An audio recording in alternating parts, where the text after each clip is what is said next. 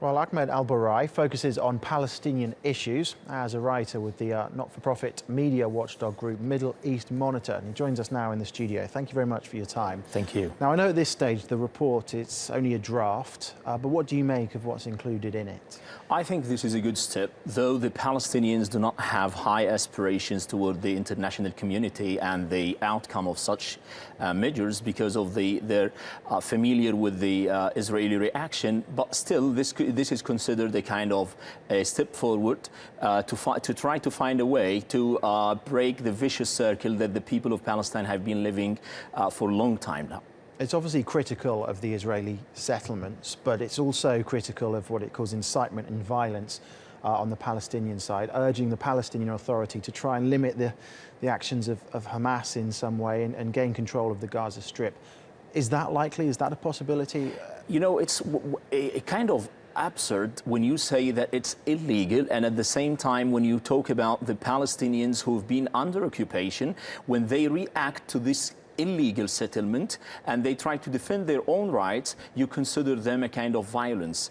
The first step the Israelis need to take is to stop the annexation of the settlements, the illegal settlements. More than 500,000 people are living, Israelis are living in these settlements. The first step is to take them out, to find a solution for them. Then you speak about the violence of the other party. The first step is to take them.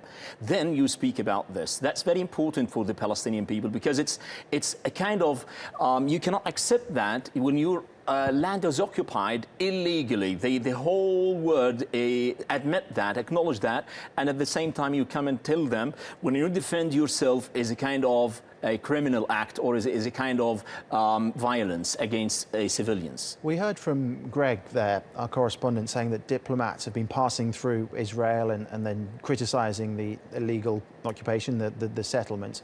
Why is this report any different? Why is this going to change anything, do you think? The first thing, the whole world is trying to convince Israel for a long time.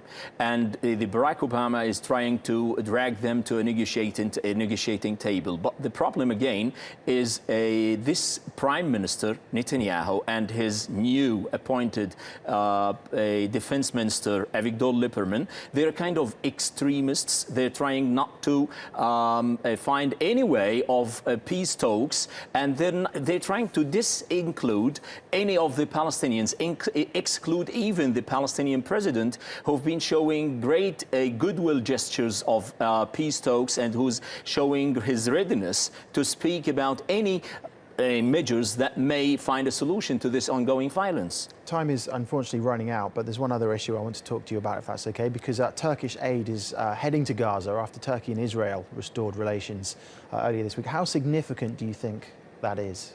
It is very significant, but again, I have to say that first, the Palestinian people do appreciate the Turkish rule in breaking the siege or a kind of mitigating the blockade on the Gaza Strip, but still they have higher expectations that the Turkey will stand beside the Palestinian as it did as usual and try to completely lift the siege with the help of the international community.